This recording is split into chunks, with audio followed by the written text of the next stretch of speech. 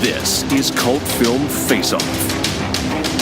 Hello and welcome to episode 49 of Cult Film Face-Off. My name is Chet Roivers. With me as usual is Nick Leonard. Now I know I'm pretty, but it's pretty as a couple of titties. This episode we're going to be talking about surely the two single most well-known and frequently discussed Hollywood flops of all time, Sorcerer from 1977 and Heaven's Gate from 1980. Incidentally, thank you to No Spater on YouTube for this episode suggestion. We're going to start as usual with the first film out of the gate in 1977, which was Sorcerer, directed by William Friedkin.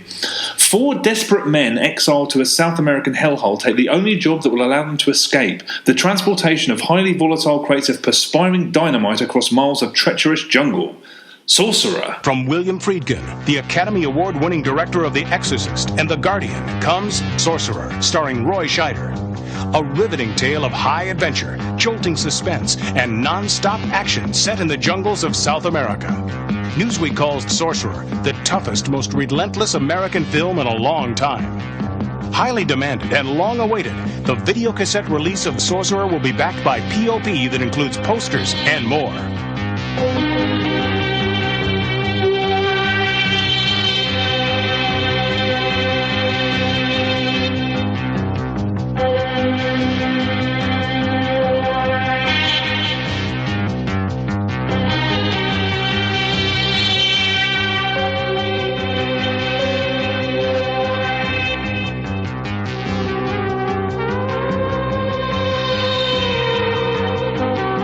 William Friedkin's Sorcerer, for the first time ever on videocassette, October 4th.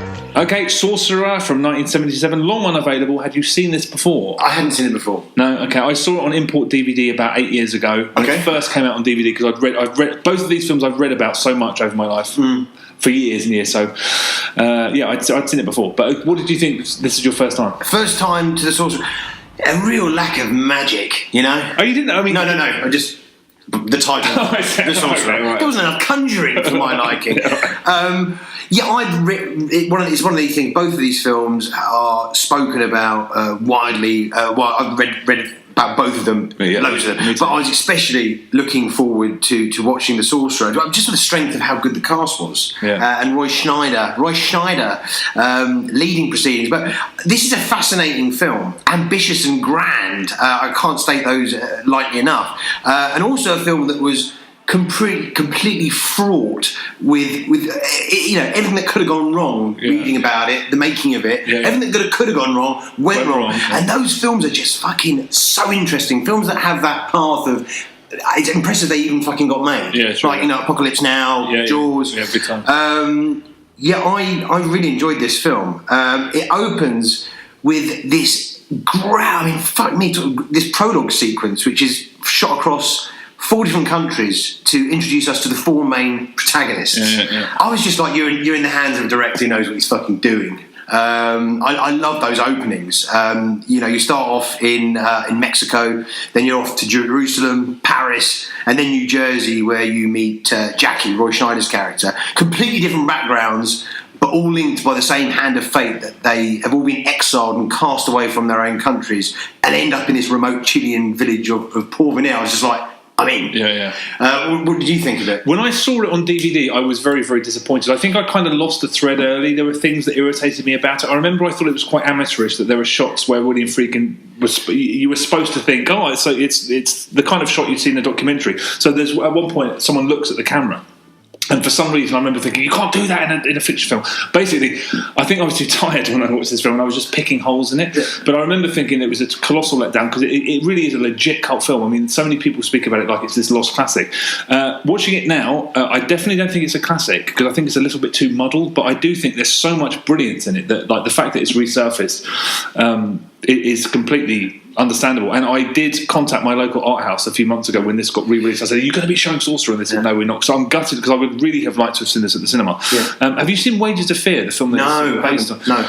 I think... Have you seen Wages of Fear? Yes, I have. When I watched The Sorcerer years ago, I watched Wages of Fear, and that was the problem, because I thought Wages of Fear was so ridiculously brilliant that it kind of paled into comparison. I really like the prologue, but it's completely unnecessary. No, completely. Yeah. No, but I mean, when I first started watching it and it started jumping around, I went, I'm not remembering everything that's, it's jumping around too much. But by the time those prologues ended, and then we end up in the Chilean village, you find out, I was just like, fuck that was brilliant. I agree, and I understand that. But Wages of Fear starts with these 4 guys in that hellhole, and you're just like you have. It kind of tries to answer questions like Roy Scheider's little prologue. Yeah, he's the cool-headed one in a crisis situation. You're like, is that going to somehow relate to something in the story? It doesn't really. It's all superfluous information, I think. I just think they're real scene setters, and they just grab you, and you just go, "Fuck!" This is so much effort and money, and I'm in the hands of this is such a grand production. Yeah, no, I agree. But when the story, the story with them being in this horrific hellhole, I just feel like it was superfluous. I think that's one of the reasons that I like the first one so much better, because it you can build story from there, and you're always thinking, who are these people? And the fact that you know a bit about them, I thought would play into how the narrative goes, but it doesn't. I think it's just it's very style over substance, those opening sequences, but they're fucking fantastically stylish, so I love them. Yeah, no, I know what you're saying, but and there's Friedkin has some. I mean, there's some really brilliantly arresting images in it. I mean, there's no reason for there to be at the beginning when they're making that robbery, and it cuts to the wedding, and the bride has a black eye. Yeah. But it is just something that just gives it a little. But is there? Okay, so I wondered this, right? It's like, why has she got a shiner, and then Roy Schneider's got marks on his face as well? Is that meant to be alluding to the fact that something happened with those two? Oh, I don't know. Because he's got a bruised up face as well. Yeah, I never drew that connection. No, I don't know. But that's why I thought. Because that's what I thought. I was like, what's the connection? It's a hell of a thing to look at, but I thought, does that mean anything? Probably not, but maybe it did. I mean, yeah, okay. I love that first sequence when you're introduced to Nilo in Mexico, and just the way that execution's done. You don't see it just like, poof, and then the lift just drops down. I was just like, yes, very, very cool, actually. Yeah. When in the Chilean village, what I think is done so well is how the setting swings from being beautiful, inviting to being nightmarish and oppressive in a heartbeat. I mean, it's such. I mean, you can feel the beads of sweat rolling down those characters' faces. Totally, and that's thanks to really amazing cinematography from Dick Bush.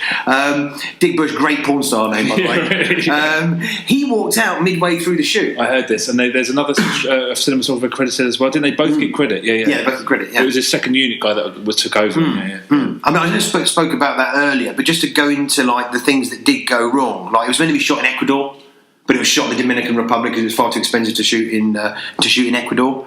Roy Schneider was not even the fourth choice for leading man. I think all of the main players, apart from one, they were all second or third or fourth choices. I mean, it should have been. He wanted Friedkin wanted Steve McQueen first, then there was Jack Nicholson and Clint Eastwood were in the mix as well. But I mean, to be honest, I can't imagine anybody else playing that part apart from Roy Schneider. Yeah. I think Roy Schneider is fucking great in this film. I don't disagree, but I think the funniest thing about this film is that it turns into this hallucinogenic freak out at the end. That's something that would have happened with a movie star at the centre. Wages of Fear pretends to be an ensemble, but there's a movie star at the centre. Who's at the centre? Who's the main Yves Montand is it kind of starts out as it's going to be this, and it is an ensemble to a degree, but I think it's more pronounced that there's a movie star who you're following. I don't even think Roy Scheider. I mean, I think the other characters, it's much more interested in them. I don't even think it's so. When it turns into that, that's one problem I had. It's like this is the kind of thing that should happen on something that had the primary focus was one character. So when he's having this, you weren't really in his shoes. That's the whole point. It was this kind of. The road trip is. I mean, it's a road trip straight from hell. I mean, it's just horrific. You wouldn't. If it's the last place on earth, the last road trip you want to be doing is you want to be on that road. I mean, it's just the weather. The terrain is completely uneven, and there's obstacles everywhere. There's gorillas racing to fucking take pot shots at you. I mean, it is hell on earth. Yeah, it really is, and also that. The last time I really was watching a film, and when we were talking about Escape from LA, when they do the car chase at the end, I remember thinking they can't have done this safely. And when you're watching Sorcerer, I was like, how did people not die making this? There's no way that this was safe enough for them to film it. No. I mean, the rope bridge sequence is a marvel. Unbelievable. I mean, my heart was in my throat. I don't know how they filmed it. I was just, oh my god! I'm surprised someone didn't die making that. Honestly, it looks so. I mean, there's only so much you can fake, and you're looking at. And even the branches coming at the side, and that poor guy. I mean, the guy who's he's about to drop through, and you think the truck's going to go over him. It's just fantastically suspenseful cinema. Brilliant. It's great. Yeah. One thing I really, really do like about William Friedkin is that he doesn't really get antsy about keeping his audience in the dark. So another centerpiece sequence is when they have to get rid of a tree, an impossibly large tree, and you start watching thinking, what are they doing? What's even happening? And as you slowly come through, I mean, you're in the dark for quite a long period of time, and when it finally happens, I think that's the most satisfying explosion in history. It's so satisfying to watch that. It's really well orchestrated. But like, just watching that amount of wood, because you think there's no way you can clear that. Yeah. And when it goes bang and you see that whole thing, I mean, it's so satisfying to look at. The soundtrack is pure win, courtesy of Kraut Synth, Demigod's Tangerine Dream. On paper, that should not work. It's such a ballsy move by Friedkin, but it completely pays off. I mean, those throbbing analog synths really propel the action forward, and it's a sonic sound scale that, like, Michael Mann and Ridley Scott should be ever eternally indebted to Friedkin for him getting on this bandwagon way before them. I think it was very, very smart though, because it's scored like a movie that's set on Mars or something. That makes it. Yeah. That reinforces it being otherworldly. I fucking love the soundtrack. Yeah, no. I do too. It really is an exercise in cynicism, this film. It's such a cynical film and about desperation and determination, and it's probably got one of those nihilistic endings I think I've ever seen. I do. When it ended, I did think that's like, Charlie Brooker's Black Mirror. When it's at its worst, it's just. It's a nasty ending. And like, there was no fucking reason. There's one episode in particular in the most recent series where I just thought, you've just done that for just shock factor. When I just thought that's really out of just like for no reason. Yeah, I did. That was all for nothing. I really didn't need that. That's pure. That's the 70s at its most irritating when it's just really. Funny enough, we can say that about both of these films, I think. And also, there's an interesting point to be made about what. I mean, I assume we watched the same version, the film 4. Yeah, it's the same as it's the remastered. The print looks amazing. Yeah. First of all, the harsh ending. Apparently, if you look on Wikipedia for a breakdown of the film, apparently there's a gunshot at the end. Did you have a gunshot? I mean, was there a gunshot? From a spud gun. Oh, okay. It's so light. There is a sound. Oh, maybe I missed it then. There is a sound, but it's like. I mean, it could be someone getting slapped around the face. But it's not clearly a gun. Okay, that's what I thought. So when I saw that, and I also noticed throughout the films, like the subtitles seem a bit off. So I googled Sorcerer subtitles, and it was like opening up a can of worms. There are so many versions of this film, depending on location, like territory, DVD versions, TV versions. There are so many different versions of this film. It's fucking untrue. It's like a minefield. Scenes are missing from some and not others. So.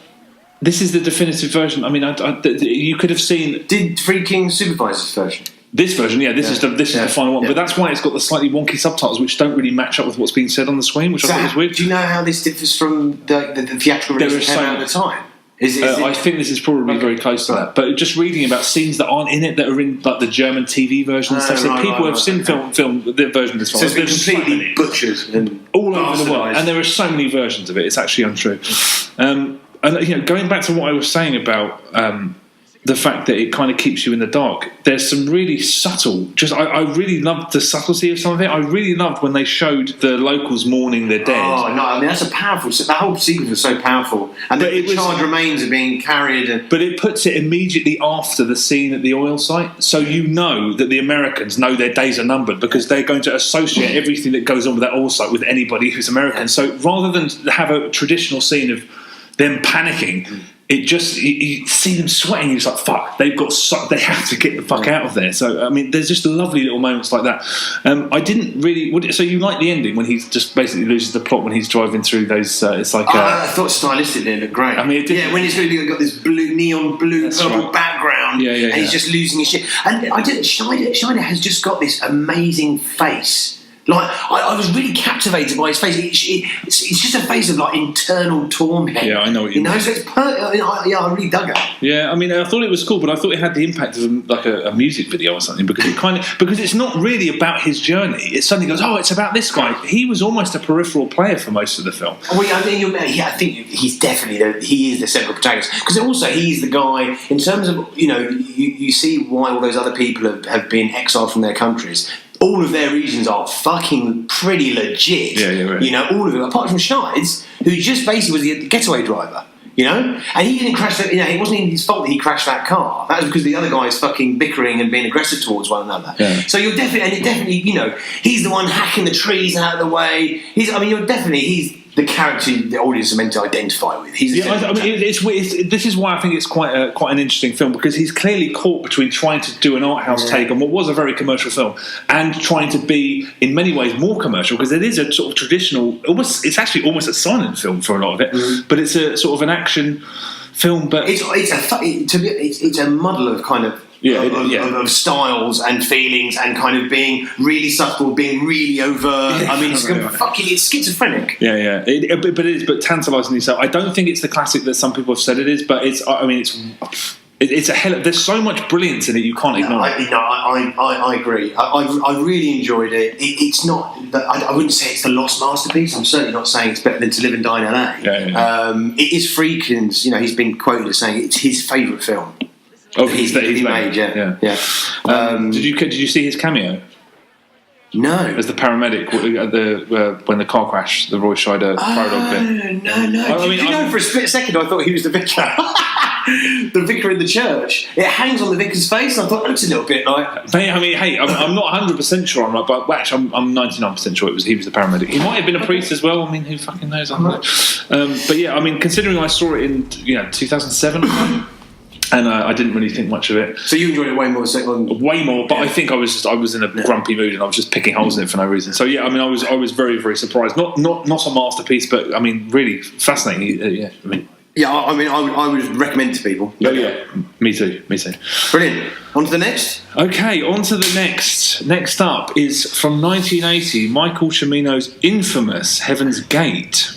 Sheriff James Averill attempts to protect a community of immigrant farmers from a wealthy cattle association while butting heads with a hired gun over the woman they both love. Heaven's Gate. It has been called the most controversial motion picture of its time. It is the most talked about and written about film of the decade. Now, from the director of The Deer Hunter, United Artists presents Michael Cimino's Heaven's Gate. The story of Jim Averill. He was born into the world of the rich and powerful, but his heart and dreams were with the people. Heaven's Gate. The story of a man's love for a woman, for a people, for a land, for a spirit that would never die. Chris Christopherson in Michael Cimino's Heaven's Gate. Heavens to Betsy, Heaven's Gate. Okay, well, had you seen this movie before we watched it for this podcast? No. Okay, neither had I. So I assume we both watched the version that's now deemed to be a masterpiece. The longest version available to humanity. I think it is the longest version available. It's not the longest version of the film. The original theatrical cut was 4.5 hours. Yeah, you're right. Yeah. So the longest the version that now everyone's decided is an absolute masterpiece is the one we've watched. What did you make of it? Lavish, epic period costume drama. Lavish, epic. Yeah. It starts off with a really long sequence of them graduating from Harvard. Which felt like an eternity to get through. Yeah. I felt very uncomfortable seeing Chris Christopherson without a beard, and I felt very uncomfortable seeing John Hurt as Ginger. Is he naturally Ginger? He's not. He's not. Okay, I did watch it thinking, maybe he's naturally Ginger and he's been dying. Who knows? It's got an impressive cast. I mean, Christopher Walken, Jeff Bridges, Sam Waterston. Brilliant ensemble cast. $35 million. Shit. This film is so inflated, so baggy. Scenes just go on and on. And it's one grand sequence with 100 extras to another grand sequence with 100 extras. Also, you get that introductory sequence of them graduating from Harvard. And then it's like 20 years later, here's those two characters again who are completely different human beings. We're going to give you no context. Right. What? Yeah, I know. It's fucking mad. It's a completely insane film, yeah. I hadn't seen it before either. And it's, twice in the opening 10 minutes, sorry. I did just think... Did you get what was going on? What John I didn't. John Hurt was... It seemed to me there was loads of in-jokes and in-gags that everyone knew, and I'm just there going like... I wasn't really concerned about the fact that I didn't know what they were talking about. I did twice in the opening 10 minutes, I did look and just think, I bet that shot was a fucking son of a bitch to get. I bet. I mean, the amount of choreography just to get that one shot, and then it kept happening, and it kept happening. I thought, why? I mean, it's like a long seduction, and they're like, look at this. Okay, now what? Look at this! Look at this shot we went to. There's one shot where there's a conversation. I think it pans across, and you see a whole town basically busting around and extras moving around. I'm just like, the amount of work that must have gone into it. But it's all for fucking nothing. It's completely superfluous. But it's fucking. I was impressed. The roving camera and the pans, and it goes back, and you just go. There's so much work going on here. Yeah. But for what ends? To what ends? Yeah. I mean, to be honest, I watched the final hour of this film just thinking. There was an aspect of that, but I was watching it just thinking, I can't believe this exists. I cannot believe a film was made on this ridiculous scale. At no point in human history could this ever exist apart from the fucking tail end of the 70s. You do just look at it and say, I have to have an immense amount of respect for the fact that this fucking got made. This is actually a thing that happened. They filmed this. It's fucking insane. But as far as compliments go, that's about as far as I can go. I think that we must have saints walking among us because you need the patience of a saint to think that this is a great film. I don't know how people can legit. I've read some reviews, lots of reviews actually. Yeah, I'm so right. I don't really understand how you can. You have to be very, very. You have to forgive so much. I mean, you have to be so caught up with the romanticism of just looking at extreme. I mean, this is what I will say. The people who are the big kind of flag wavers for this film. I mean, there is beauty in this film. I mean, there is scene after scene after scene that look like fucking paintings that could be hung in a fucking gallery. I mean, it's a beautiful looking film at times, and the costumes look fantastic. It looks really, really great. But in terms of a storyline, in terms of investing in characters, in terms of there being any character development whatsoever, I didn't feel like any of those characters developed from the beginning to the end. I just think it's a terribly told story. I mean, I really don't mind movies that make you work, but when you watch 10-minute long scenes that are they're brimming with authenticity, but they don't deliver any plot, and you're left at the end of a 10-minute scene like literally nothing happened there. But these sort of scenes visually, they actually belong in musicals. I mean, I actually thought if you watched it with the sound off, someone go, "You're watching a musical, aren't you?" Yeah, right. Okay. There is actually, I mean, the scenes where there was music were ridiculously overlong. The rollerblading sequence, I was like, why am I watching? I mean, I can understand cutting to that for a. And then the camera hangs on someone with extremely large breasts. They keep on this woman for ages with her laughing and her roller skating. Just some fucking extra with big cans. I didn't notice that.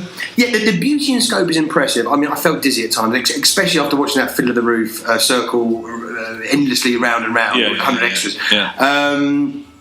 I mean, grand set piece after grand set piece, but it does nothing to layer the narrative or propel character development whatsoever. And also, I mean, the love triangle. I mean, okay. Christopher Walken is great as a cold-hearted killer. Get it? Yeah. Christopher Walken is part of a love triangle with a brothel owner who, I mean, and we're meant to sympathise with these immigrants. The problem is that the immigrants are so kind of poorly presented on screen. All of them have terribly bad pidgin English accents. There was one bit that did make me laugh a little bit, which I don't know if Sacha Baron Cohen has ever seen this film, but there is an immigrant who goes, "My wife!" Really? I don't remember that. But I do. The depiction of them, I think Roger Ebert highlighted this. The fact that they're always depicted as this kind of braying mob doesn't really help their cause very much because they're not any. They're just a bunch of people shouting. Also, I don't know how anybody who thinks this is a great movie can defend the scene where somebody goes in front of all of those immigrants and reads out the names of people who are going to die. They don't like that news. Keep it coming. Who needs that scene? Excuse me, 100 people. Johnny, you're going to die. Oh, I don't want to die.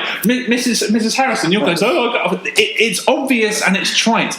And it's just manipulative. But it's also never ending. He kept me all 100 names of the people who are going to die. You don't need, I mean, of all the scenes that you could possibly need, you don't need. But do you not think Schindler's List would have been much more powerful? Everybody reading out their names going, I don't want to die. I know you don't. Anybody can understand that. What a terrible, terrible scene. I mean, this film is often cited as a film that put the final nail in the coffin of the Hollywood golden age of experimentalism and social consciousness. It completely killed its own dead. Yeah. I mean, this is just squandering a vast fortune to create. You know, I mean, Cimino wanted, obviously, he was completely driven in creating his vision here. But it's such a shame. It's such a pity as well because the Deer Hunter is a magnificent film, and obviously he was white hot property in Hollywood off the back of that film, which did just so well. And, you know, the establishing of the characters in the Deer Hunter, it takes a long time spending time with those characters, to building up empathy with those characters. And I thought, it's going to do the slow burn thing with Harvey. No, it doesn't. Yeah. It doesn't do that. Yeah, you don't care about any of the characters. It doesn't. I mean, yeah, it's an unbelievably. I mean, it's not even complicated. It's a very, very simple story. Why should a story this simple be 3.5 hours long? It's frustrating, and I just do not get how anybody can think this is some kind of masterpiece. I mean, like I said, I respect it. I just kind of was beaten into respecting it. For the last hour, I was just like, I mean, I can't believe this is a real thing. It's so excessive, and sometimes, I mean, it seems like there was a scene that kind of encapsulated it a bit for me. I was just like gobsmacked by it. Is the whole scene that goes, and it's such a long, lengthy sequence with Christopherson kind of courting the madame, and then with the horse, and they talk to the horse, and then all the people run out and they see the horse, they start talking to the horse, and they're laughing about the horse. I'm just like, for fuck's sake! I mean, it goes on and on and on and on. Yeah. I mean, long-winded doesn't even get close to it. Another thing is, it doesn't really emphasise anything. It pays equal time to the romance, and then there's like an hour of them doing a roller disco.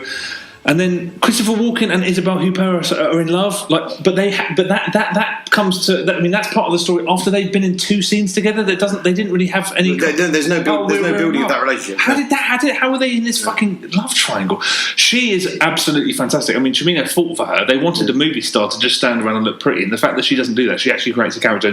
And I've watched her in about 4 films in the last year. I'm convinced she's one of the best actors that there is. She's fucking great. I think she's the best actor in the film by a mile. And she does, she seems like somebody that, I mean, the worry they had, they were like, how are these 2 guys going to fall in love with somebody unless it's somebody who looks like Jane Fonda? And I think she does an amazing job.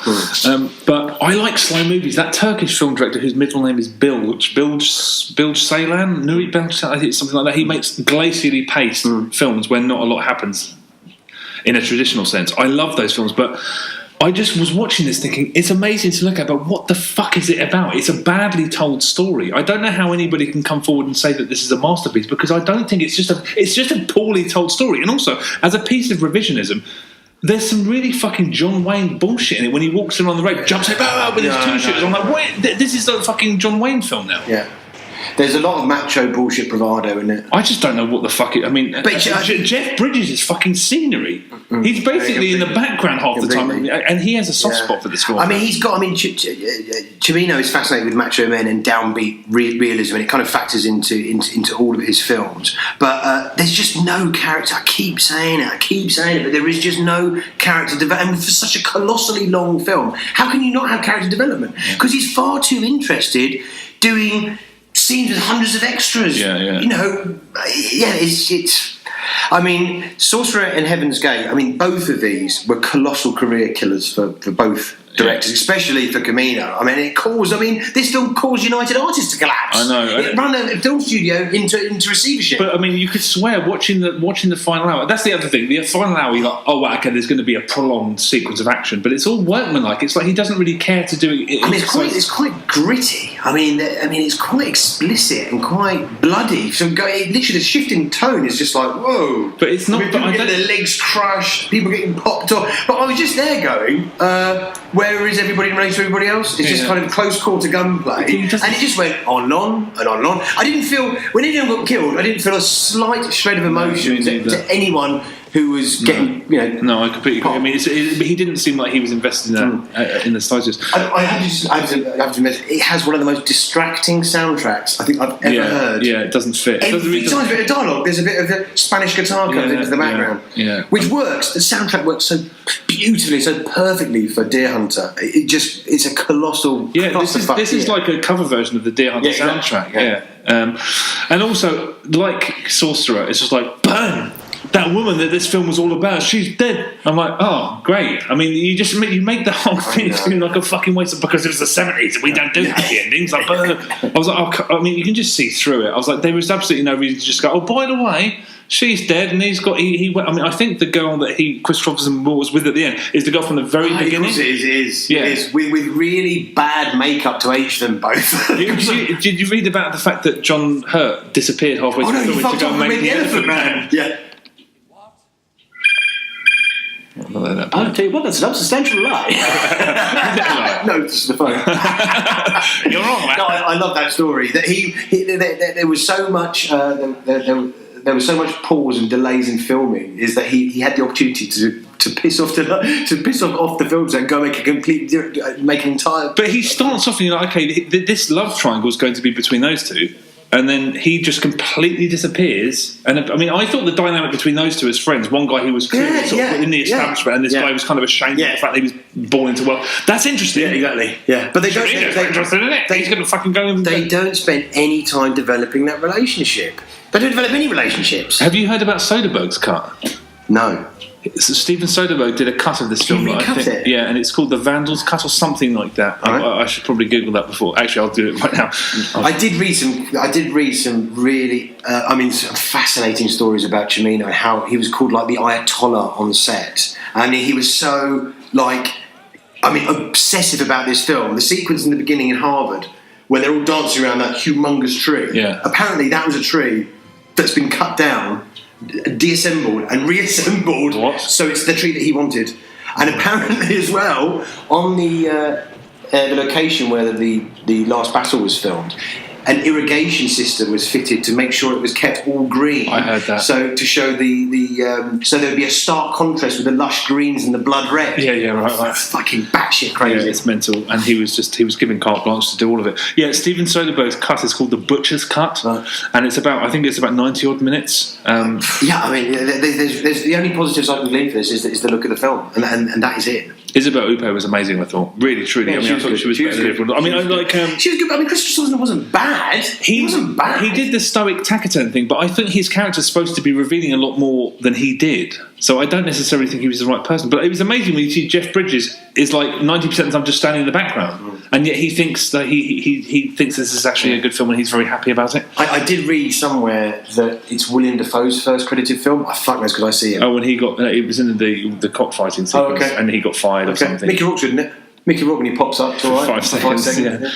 Yeah, I mean, Sorcerer, the reappraisal makes sense. The reappraisal of this, absolutely, to me, does not make sense. I really just think, inarguably, it's a badly told story. No. I mean, yeah, this is every bit the colossal fucking. It makes complete. I mean, everybody talks about, and it's justified completely. And it's fucking is mad that this got $35 million was spunked on this. Yeah. Well, I mean, it's not mad because you can see it all on the screen. At least there's that. All of that money's up there on the screen.